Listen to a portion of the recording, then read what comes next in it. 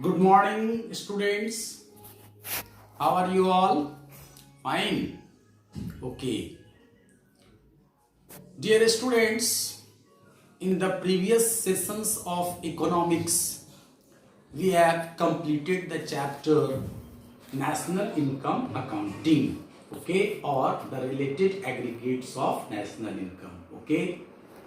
And at my level, I have tried to give you all important contents and concepts of that chapter on the basis of which questions are asked in the examination. And by watching through all the videos from very beginning, you will have the basic knowledge of that chapter. Although there is an advanced study of that chapter also, which you will do in higher classes. Okay. So, as I had told you 2 days back that in the next class we shall start the new chapter. So, the next chapter is money and banking. Okay. After national income accounting, the second chapter is money and banking. Okay. And the first topic of this chapter is about meaning and functions of money. Okay. What is money and what are the main functions of money performed by it? Okay. This topic we have to study in beginning of this chapter. But before going in detail what is called money, let us first understand the meaning of exchange. Okay. Children, the economic activities of the people are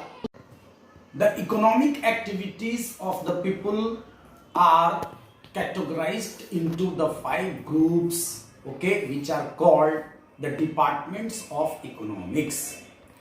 Do you know what are the different names of these departments? These departments of economics are called production, consumption, exchange, distribution, and capital formation. Okay. Let us have a short concept of these departments. Let us first take production. What happens in production? There is creation of goods and services. Okay. For what? For the satisfaction of wants of the people. Okay. The second one is consumption. What happens in consumption? The goods and services are used. Okay. They are not created, but they are used. They are used for what? They are used for the satisfaction of wants. Okay.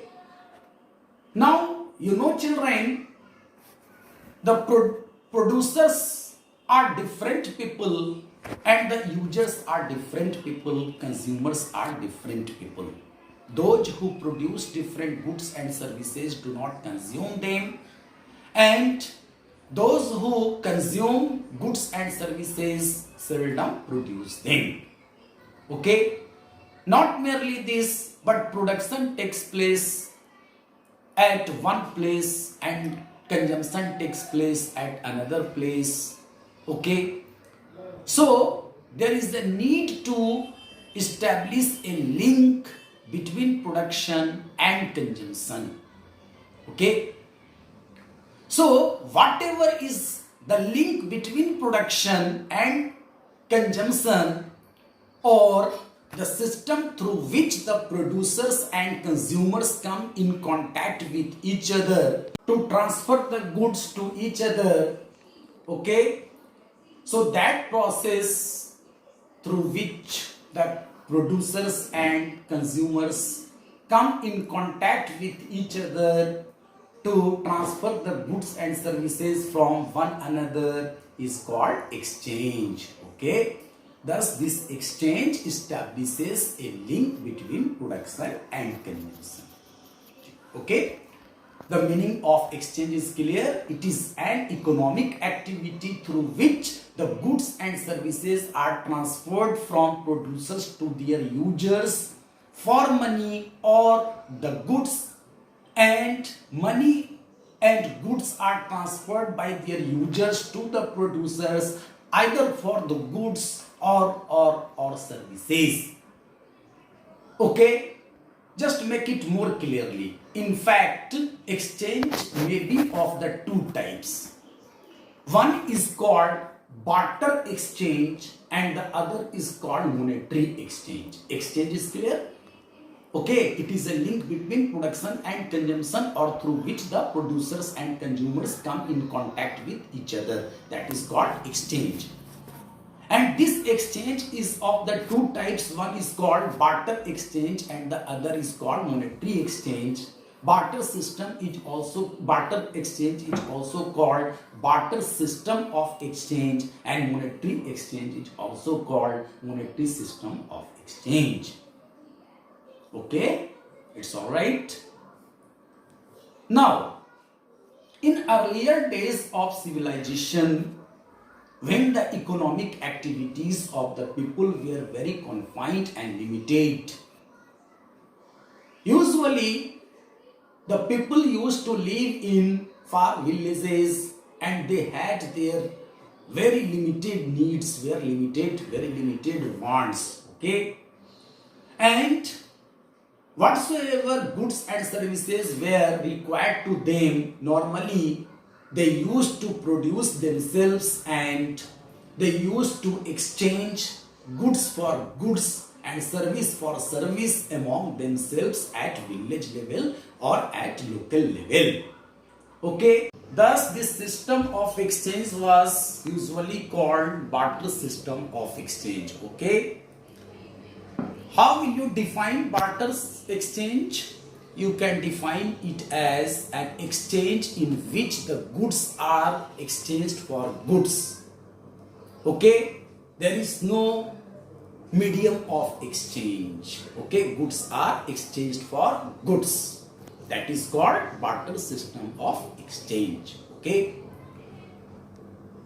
children, this system of exchange prevailed in the society for a longer period of time in earlier days. Okay, why? Because during those days the economic activities of the people were very limited. But as time passed, economic activities started to expand. Okay, the nature of business changed, the concept of production also changed. Market, the origin of market came into being, and so many revolutionary changes took place in economic history of the world.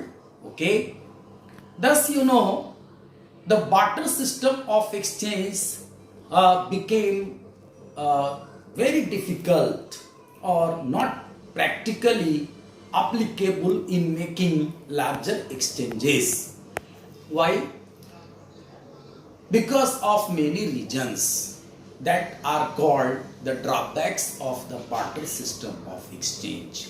Okay, what are these drawbacks of the barter system of exchange? Let us discuss one by one.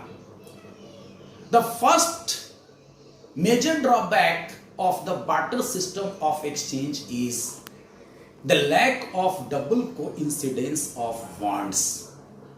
Do you understand what does it mean? It means that suppose I am having a book and suppose you are having a pen, and if I am in need of a pen, then you must be in need of a book, otherwise there will not be exchange between you and me. Simultaneously, you should also be in need of a book and I should also be in need of a pen. Then only exchange would take place, otherwise not. This is called the lack of double coincidence of wants, due to which the people during those days had to suffer with a lot of difficulties while making the exchanges. One person if was having something, then he had to find that person from many who had the need of the same thing and who was having the same commodity as this person was in need of. Okay, so it was very difficult to make exchanges through barter system. Okay, this is called the lack of double coincidence of bonds. The second major drawback of the barter system of exchange is the measurement of value. In fact, there was no common unit of measurement of value. There was no medium of exchange. So the value of a commodity was very difficult to be measured. There was no common unit. The value of one commodity, in fact, was measured in terms of the value of another commodity. Therefore, the proper valuation of any commodity was very difficult during barter system. Suppose I am having the book and you are having the pen, and suppose we both have the same coincidence. You are in need of book, I am in need of pen, and the exchange will take place. But will it be proper valuation of the pen with book and a book with the pen? No. Why? There is no common unit to measure the value. Okay, so it was another major drawback of barter system, due to which it became very difficult to be in practice in coming days. Okay, these two drawbacks of the barter system of exchange I have discussed today, and please watch the video very carefully from very beginning, listen to each and every word, and want to have conversation with me, then must wait, and other topics I will discuss tomorrow. Thank you very much.